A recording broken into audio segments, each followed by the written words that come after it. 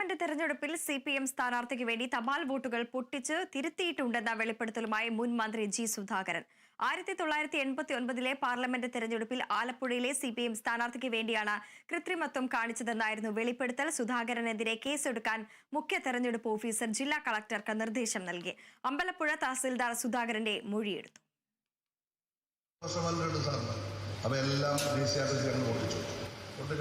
പ്രയാസമില്ല. 15% വോട്ട് ചെയ്തത് അപ്പുറത്തായിരുന്നു കിട്ടിയത്. മനസ്സിലായോ? അതൊക്കെ തെറ്റായ കാര്യം.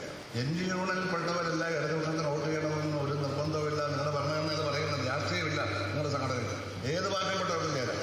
പക്ഷെ ഒട്ടിച്ച് തന്നാൽ ആരും അറിയില്ല. എന്ത് കാര്യം എൻ്റെ പാർട്ടിയിൽ ഞങ്ങൾ ഒട്ടിക്കും. ഒട്ടിച്ച് വെരിഫൈ ചെയ്ത് ഞങ്ങൾ തിരിച്ച് എൻ്റെ പേര് കേസെടുത്താലും കുഴപ്പമൊന്നുമില്ല. തിരിച്ച് ഞാൻ ഇലക്ഷൻ കമ്മിറ്റി സെക്രട്ടറി അല്ല, ഞാനാ സെക്രട്ടറി. അപ്പോൾ ഞങ്ങളിട്ടു. ആലപ്പുഴയിൽ നടന്ന NGO യൂണിയൻ സംസ്ഥാന സമ്മേളനത്തിന്റെ ഭാഗമായുള്ള പൊതുചടങ്ങിലായിരുന്നു 36 വർഷം മുൻപ് തെരഞ്ഞെടുപ്പിൽ കൃത്രിമത്വം നടത്തിയെന്ന ജി സുധാകരന്റെ ഈ വെളിപ്പെടുത്തൽ. KV ദേവദാസ് CPIM സ്ഥാനാർത്ഥിയായി ആലപ്പുഴയിൽ മത്സരിച്ച 1989 പാർലമെന്റ് തെരഞ്ഞെടുപ്പിൽ തെരഞ്ഞെടുപ്പ് കമ്മിറ്റി സെക്രട്ടറിയായിരുന്ന താൻ ഉൾപ്പെടെയുള്ളവർ ജില്ലാ കമ്മിറ്റി ഓഫീസിൽ വെച്ച് പോസ്റ്റൽ ബാലറ്റ് പൊട്ടിച്ച് തിരുത്തി. ഈ സംഭവത്തിൽ ഇനി തെരഞ്ഞെടുപ്പ് കമ്മീഷൻ തനിക്കെതിരെ കേസെടുത്താലും കുഴപ്പമില്ലെന്നും സുധാകരൻ പറഞ്ഞു. വെളിപ്പെടുത്തൽ വിവാദമായതിനു പിന്നാലെ വിഷയത്തിൽ ഇടപെട്ട മുഖ്യ തെരഞ്ഞെടുപ്പ് ഓഫീസർ രത്തൻ യു ഖേൽക്കർ കേസെടുക്കാൻ ആലപ്പുഴ ജില്ലാ കളക്ടർക്ക് നിർദ്ദേശം നൽകുകയായിരുന്നു.